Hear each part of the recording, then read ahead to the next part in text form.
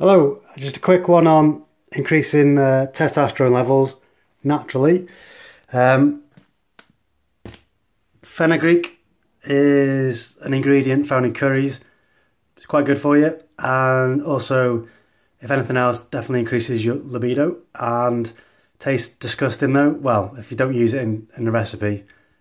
So I stick it in a container and then I have 2 caps a day of that.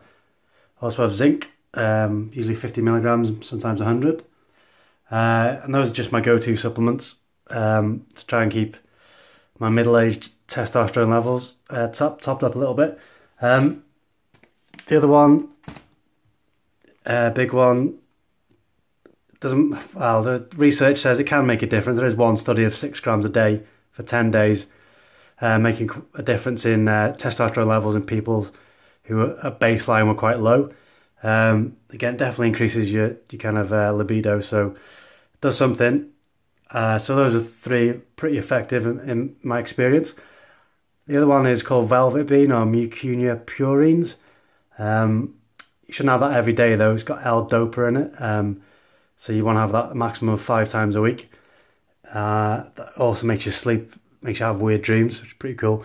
And just for kind of extra potency, you know, if you're knocking on into your 40s or whatever and need a bit of help with the old twist at the end of your punch, Yohimbine, I'll put a link to some more information about that.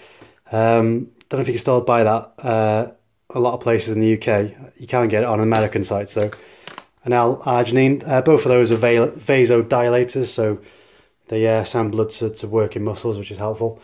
But yeah, that's it. Don't expect miracles from natural testosterone boosters.